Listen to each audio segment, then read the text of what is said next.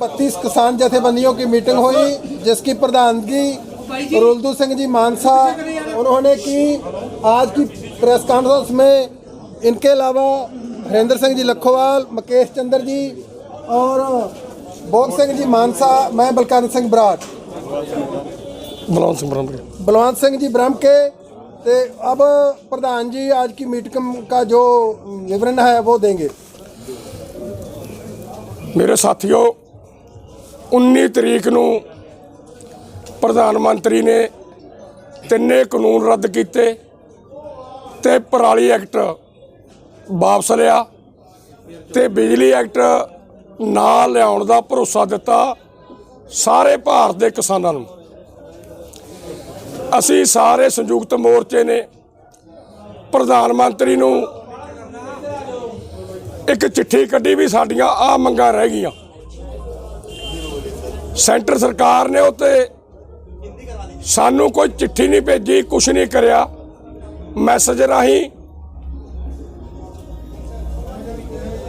Mobile राही साडे कोले गल आई भी सेंटर सरकार कमेटी बनाउणा चाहुंदी है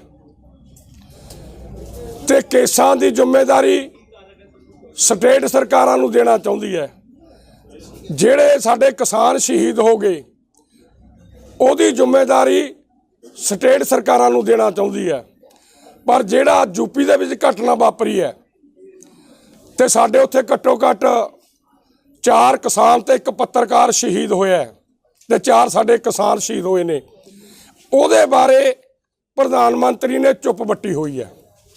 असीं सारा कुछ तय कर लिया ते जदों तक साडी चिट्ठी का जवाब सेंटर सरकार सानू भेज दू भी जिहड़ी कमेटी बनूगी वो किन्ना समां च साडा खरीद दा कानून बना दूगी ते जिहड़े साडे मतलब केस ने उहनूं कदों तक किहदी ड्यूटी लाती, की देश का गृह मंत्री हुक्म करूगा, उत्थों स्टेटां दे गृह मंत्री नूं छड्ड के उन्हां नूं कहूगा ते मुआवजा स्टेटां दे मंत्री खजाना मंत्रियों नूं सद के कहूगा। समझ लै ये 4-5 गल्लां जिन्ना चਿਰ सेंटर सरकार तय नहीं करती असीं सारा कुछ तय कर लिया। असीं जिहड़े साथी देने ने पंजाब वल्लों वो तय कर ले, पर जिन्ना चਿਰ सरकार सानू सारा कुछ लिख के नहीं भेजती उन्हां चਿਰ कुल केयर नहीं करांगे। अज इन्नी गल हुई है, 2 गल्लां ती साथी जिहड़े देने ने वो असीं तय करे ने ते अगला साडा हिसाब किताब हैगा।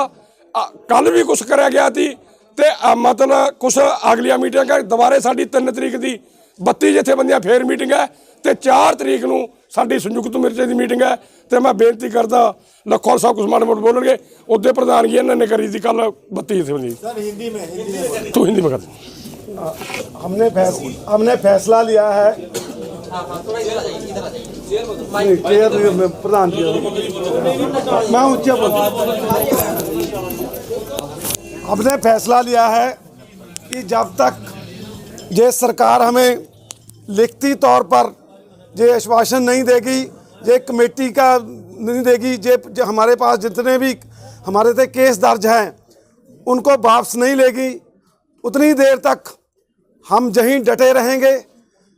अब सरकार के पाले में बाल है, सरकार हमें बताए ये कमेटी कितने टाइम में फैसला लेगी, ये इसकी बनतर कैसी होगी, सरकार को बताना होगा। और केसों के लिए भी इन्होंने कहा भी हमसे मीटिंग की जाए हरियाणा से, ये हमें लिखती भेजें, हम तैयार हैं मीटिंग करने के लिए।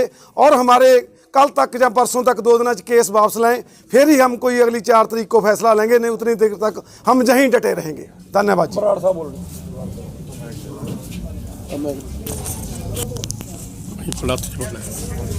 साथियों, हम एक बात कहना चाहते हैं कि पिछले कुछ दिनों से मीडिया में बहुत सी अफवाहें चलाई जा रही है कि पंजाब वाले जा रहे हैं और कोई दूसरे अकेले रह गए हैं, पंजाब की जीत हो गई है। ऐसी कोई बात नहीं है। जो 3 कानून रद्द हुए हैं, जो हमारी जीत हुई है, वो सबकी जीत हुई है। तीनों कानून देश के लिए बने थे और पूरे देश के लिए रद्द हुए हैं। जो MSP का मामला है, जो पराली या दूसरे या कमेटी बननी है, वो पूरे देश का मामला है, पंजाब का भी उतना ही उसमें हिस्सा है। इसीलिए ये अफवाहें पर मत जाएं कि हम लोग जा रहे हैं। जो हमारी मांगे हैं, जो प्रधान जी ने पहले बताई है कमेटी के बारे में, मैं उसका दोहराव नहीं करूंगा। हम ये कहना चाहते हैं कि हम सभी इकट्ठा होकर पूरे प्रांतों के लोग लड़े हैं। भले ही पंजाब का ज़्यादा हिस्सा हो, फैसलों में ज़्यादा हिस्सा हो, ये हो सकता है, लेकिन ऐसी कोई बात नहीं है। इन अफवाहों में मत आए। हम इकट्ठे लड़ रहे हैं, संयुक्त मोर्चा इकट्ठा है। जब तक हमारी जो मांगे केसों वाली एमएसपी की कमेटी बारे जो पूरी तरह कानूनी तौर पर सही नहीं हो जाता, हम कहीं नहीं जाने वाले। ये बात है। भोग सिंह जी मानसो थोड़े कुर्सी चेंज कर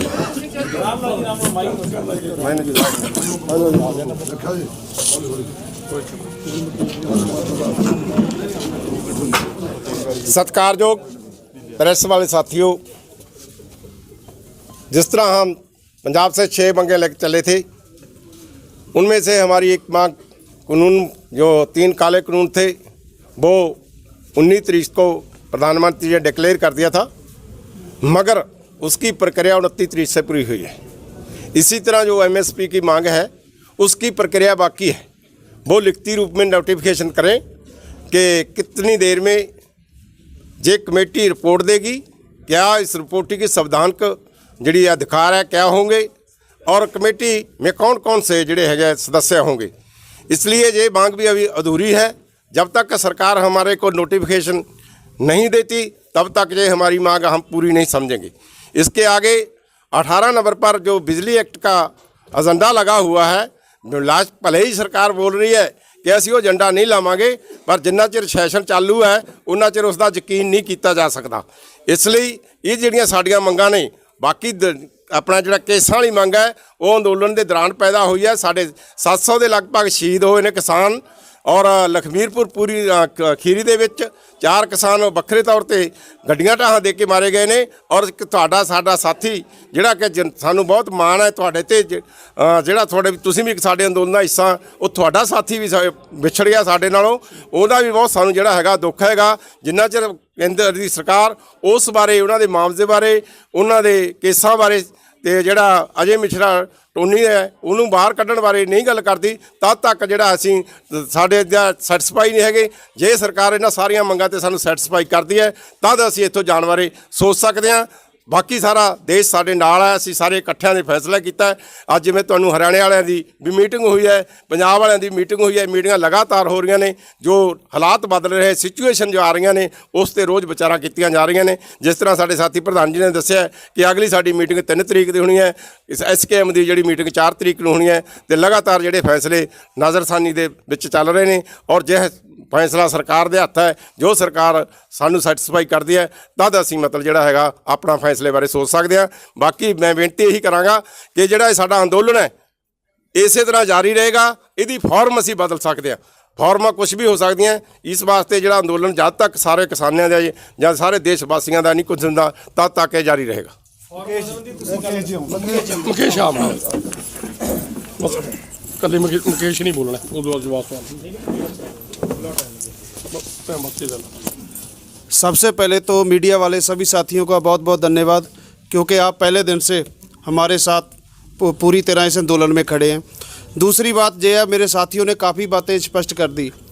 साथियों ये बात है अभी हम पूरी तरह तैयार है, अब सरकार कब हमें जहाँ से उठाना चाहती है वो देखने की बात है। जो लिखती रूप में जैसे प्रधान जी ने आज की मीटिंग ने या मेरे बाकी साथियों ने बताया, भाई अगर सरकार हमें जल्दी जो हमारी डिमांडें हमने एक खुली चिट्ठी लिख के उनको दी थी वो हमारी वो लिखती रूप में दे देती है तो हम भी पूरी तरह तैयार बैठे हैं। अगर हमको मीटिंग पहले भी करनी पड़ी तो हम पहले भी करेंगे। आपने देखा होगा सभी स्टेटों के साथी इस मुद्दे पे सीरियस है और रोज़ मीटिंगें हो रही है।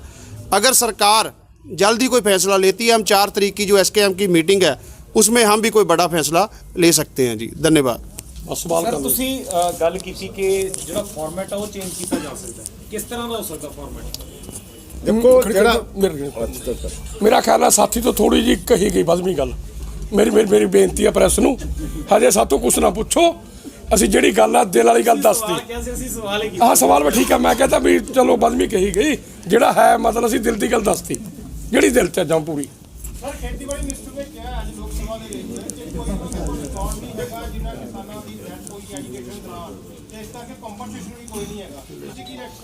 ਅਰਬਾਂ ਰੁਪਇਆ ਸਰਕਾਰ ਇੰਟੈਲੀਜੈਂਸ ਤੇ ਖਰਚਾ ਕਰਦੀ ਹੈ। ਇਹ ਸੰਯੁਕਤ ਮੋਰਚੇ ਦੀ ਲੀਡਰਸ਼ਿਪ ਕਿੱਥੇ ਰੋਟੀ ਖਾਂਦੀ ਹੈ, ਕਿੱਥੇ ਚਾਹ ਪੀਂਦੀ ਹੈ, ਤੇ ਸਾਰੇ ਮੋਰਚੇ ਬਾਰੇ ਇਹਨਾਂ ਦੀ ਇੰਟੈਲੀਜੈਂਸ ਦੱਸਦੀ ਹੈ।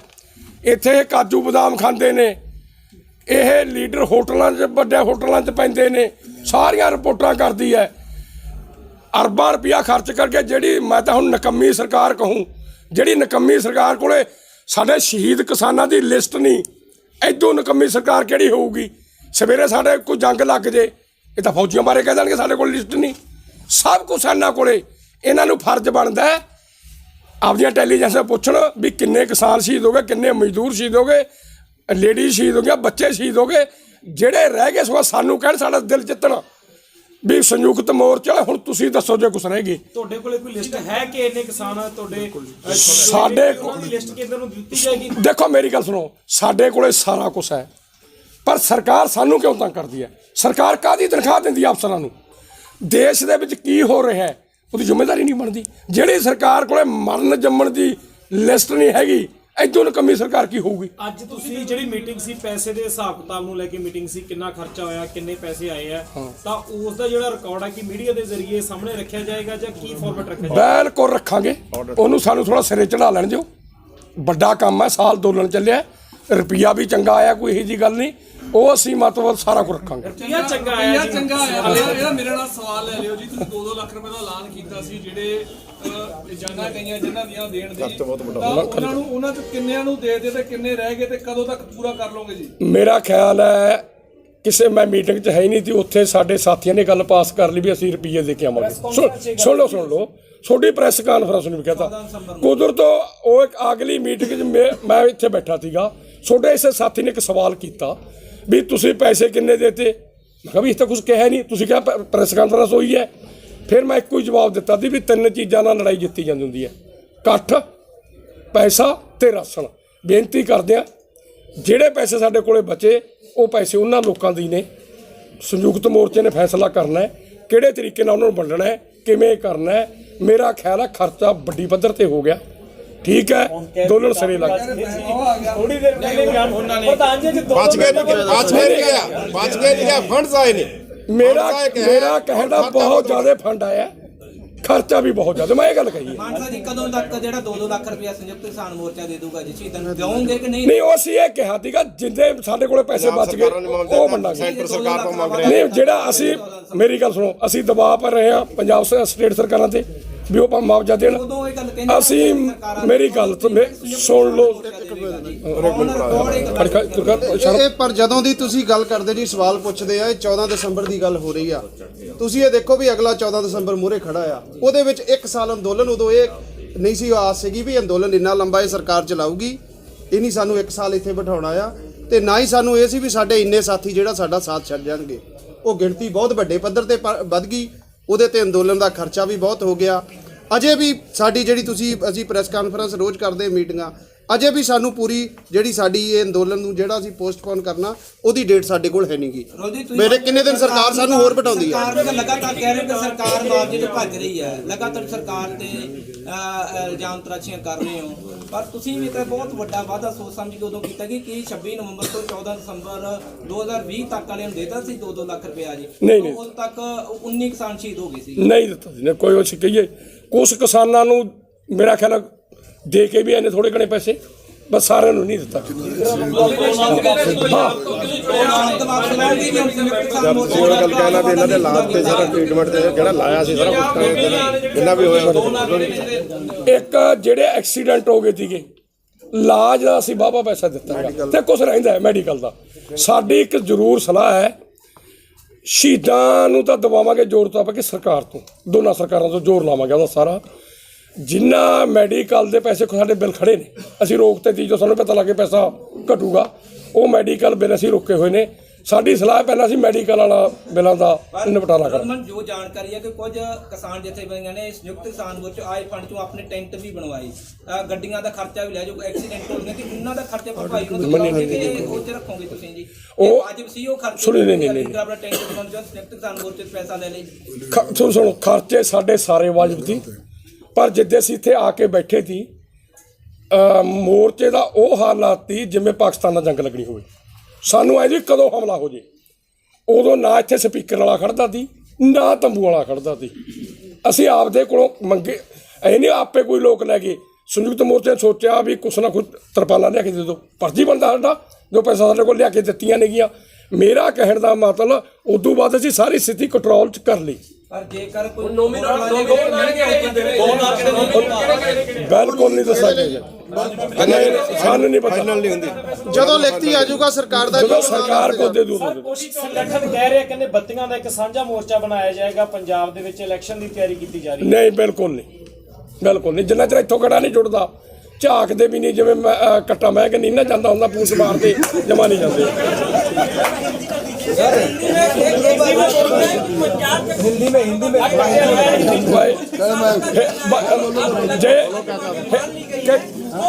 क्या चाहते हैं बोलो तो आपसे चलाया जाना चाहिए और वहाँ पे सरकार के खिलाफ काम करना चाहिए। तो क्या अभी कुछ किसानों के जाने की जो बात है वो सही है कि आप भोग जवाब दे देंगे।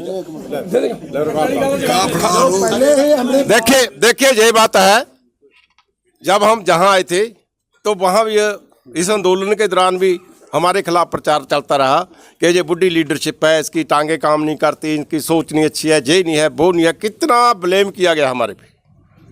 तो ये वो लोगों की हार होगी। हम बुढ़ी लीडरशिप के लाते भी काम करने लगी, दिमाग भी काम करने लगा, हमने आंदोलन जीत लिया। ठीक है, अब वो नौजवाने की लातें कांपने लगी है और जबान कांपने लगी है। वो ऐसा कहने लगे हैं, कोई ट्रैक्टर नहीं गया, कोई ट्राली नहीं गया, कुछ नहीं गया, जो खड़ा है वहीं खड़ा है। और आए हैं, अभी और आए हैं, जो बुआई करने के लिए थे और आए हैं और आ रहे हैं। मगर आपको वही बात सुनाई देती है जो हमारे प्रापोकंडा में आती है। मगर मैं आपको बेनती करना चाहता हूं कि आप ऐसा प्रापोकंडे के बीच में ना आए और ना हमें ऐसी शाबाशी दें। तो हम आपके लिए तीसरे कानून अपने स्पैशली साढ़े साथियों ਲਈ ਸੀ ਜਿਨ੍ਹਾਂ ਨੇ ਕੰਜ਼ਿਊਮ ਕਰਨਾ ਸੀ। ਕੰਜ਼ਿਊਮਰ ਦੀ ਬਹੁਤ ਵੱਡੀ ਜਿੱਤ ਹੋਈ ਹੈ। तो ਸਾਨੂੰ शाबाशी देनी चाहिए कि ਤੁਹਾਡੇ ਖਾਣੇ ਪਾਣੀ ਦਾ ਪ੍ਰਬੰਧ ਅਸੀਂ ਕਰਕੇ ਉਸੇ ਤਰ੍ਹਾਂ ਬਾਗੇ ਜੋ ਫਰੀ ਮਿਲੂਗਾ, ਸਸਤਾ ਮਿਲੂਗਾ। ਤੇ ਜੇ ਕਾਨੂੰਨ ਲਾਗੂ ਹੋ ਜਾਂਦੇ ਮੇਰਾ ਖਿਆਲ ਵੀ ਅਸੀਂ ਤਾਂ ਭੁੱਖੇ ਨਹੀਂ ਮਰਨਾ ਸੀ, ਸ਼ਹਿਰ ਵਾਲਿਆਂ ਨੇ ਭੁੱਖੇ ਮਰ ਜਾਣਾ ਸੀ। धन्यवाद। सवाल है, एक साथ से हम आपके प्रेस कॉन्फ्रेंस अटेंड करते आए हैं। कभी भी मीटिंग के बाद ऐसा नहीं हुआ कि जितने भी लोग निकले हों उनके दो वर्जन मीडिया के सामने आए। अभी संधू साहब बाहर निकले, उनका कहना था कि हम वापस जा रहे हैं, ये डिसीजन हो चुका है मीटिंग में। आपकी कहना है वो भी दो मत नहीं है। ऐसा क्यों निकल के सामने आया? पहले ऐसी चीजें नहीं आती थी, अब ऐसा क्यों हुआ कि एसकेएम की जो ओपिनियंस है वो खुल के सामने आ रही है अलग? मेरी एक बात है कि जो ਇੱਥੇ ਗੱਲ ਕਹੀ ਉਹ ਮੰਨਿਆ ਕਰੋ। बाहर लीडर कुछ गई है भाई, एक लीडर कहना असं पंजाब च इलैक्शन लड़ांगे, मेरी बात तो मान लो। आ बात मान लो ना, संधू की मन्नी जाएगी, बाहरली किसी की नहीं मन्नी जाएगी। जो यहाँ कह जाएंगे वही बात मन्नी जाए। सुन लो, असी प्रैशर एक वायदा कराया था भी जा मंगा मना के जावांगे जा साडियां डैड बॉडियां जाणगियां। असी मंगा मनातियां। देखो मेरी गल सुनो, मेरी बात नहीं, मेरी बात तो सुन लो ना। सारियां मंगां नहीं मनियां गईयां। मैं कहना तिन्ने कानून, बिजली एक्ट, पराली एक्ट, असी सारे उन्होंने 100% मानते भी उस असी जित गए। मेरी गल दूजियां मंगां हैगियां, असी वो कहिए भी तो असी जिते नहीं। लेकिन दूसरी मांगों के लिए आप यहाँ पे नहीं आए। जी डेट ले लिए, मैं जानना चाहता हूँ क्योंकि देश ही जानना चाहता है आप लोग से। आप लोग एसकेएम है, हर कोई इसी की निगाहें आप लोग पे हैं कि क्या संयुक्त किसान मोर्चा ने इस बात का निर्णय ले लिया है? नहीं, यहाँ से 2 दिन 4 दिन 10 दिन बाद वापस जाएंगे। हेलो, क्या एक मिनट चुप सुन दो यार, सुन दो एक मिनट। हाँ बोलो सर। ये हम जानना चाहते हैं क्योंकि एसकेएम की मीटिंग के बाद से 2 टाइप की ओपिनियंस आते हैं, पहले ऐसे नहीं आते थे। क्या संयुक्त किसान मोर्चा अपने अब निर्णय ले लिया है कि वो धरना स्थलों से अब अपने क्यों वापस जाएगा? अभी बिल्कुल कोई ऐसा फैसला नहीं हुआ है। संयुक्त किसान मोर्चे की कोई दो ओपिनियन नहीं है। मैंने पहले यही बात रखी है। मीडिया का एक हिस्सा है जो अफवाहें फैला रहा है और का केला रह गया, वो केला रह गया, दूसरे जा रहे हैं।